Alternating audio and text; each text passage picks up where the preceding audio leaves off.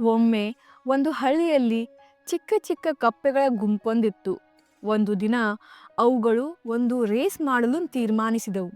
Race ಏನೆಂದರೆ, ಒಂದು ತುಂಬ ಎತ್ತರದ ಗೋಪುರದ ಮೇಲ್ಭಾಗಕ್ಕೆ ಯಾರು ಮೊದಲು ಏರುತ್ತಾರೆ, ಅದೇ ರೇಸ್.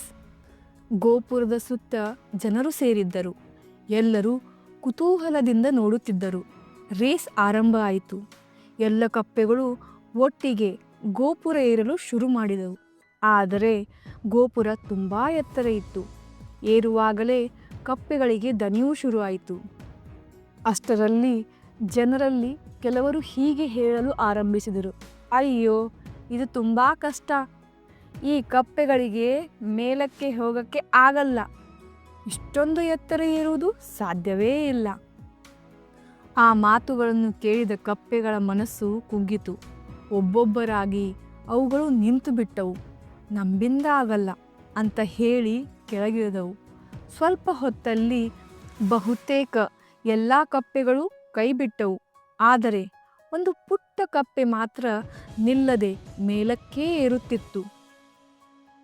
ಜನ ಇನ್ನೂ ಜೋರಾಗಿ ಕೂಗಿದರು, ಬಿಡು ಬಿಡು, ಕೆಳಗಿಳಿದು ಬಿಡು, ನಿನಗೆ ಆಗಲ್ಲ, ನೀನು ಬೀಳುತ್ತೀಯ. ಆದರೆ ಆ ಪುಟ್ಟ ಕಪ್ಪೆ ಒಂದು ಮಾತು ಕೇಳಿದಂತಿರಲಿಲ್ಲ. ಅದು ನಿಧಾನವಾಗಿ ಧೈರ್ಯವಾಗಿ ಮೇಲಕ್ಕೆ ಏರುತ್ತಲೇ ಹೋಯಿತು. ಕೊನೆಗೆ ಅದೊಂದೇ ಗೋಪುರದ ತುದಿಗೆ ತಲುಪಿಬಿಟ್ಟತು. ಎಲ್ಲರೂ ಆಶ್ಚರ್ಯದಿಂದ ನೋಡಿದರು.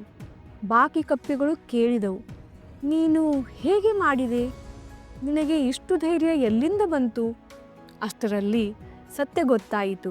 ಆ ಪುಟ್ಟ ಕಪ್ಪೆ ಕಿವುಡಾಗಿತ್ತು. ಜನರು ಏನೇ ನೆಗೆಟಿವ್ ಮಾತುಗಳನ್ನು ಹೇಳಿದರೂ ಅದಕ್ಕೆ ಕೇಳಿಸಲೇ ಇಲ್ಲ. ಅದಕ್ಕೆ ಕೇಳಿಸಿದ್ದು ಒಂದೇ, ತನ್ನ ಮನಸ್ಸಿನ ಧೈರ್ಯದ ಧ್ವನಿ.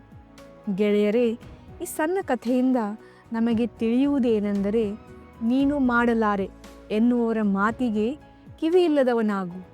ನಿನ್ನ ಕನಸುಗಳ ಧ್ವನಿಯನ್ನು ಮಾತ್ರ ಕೇಳು. ಗೆಲುವು ಎಂದರೆ ಕೈ ಬಿಡದ ಮನಸ್ಸು. ನಂಬಿಕೆ ಬಲವಾಗಿದ್ದರೆ ಜನರ ಗದ್ದಲ ಕ್ಷೀಣವಾಗುತ್ತದೆ.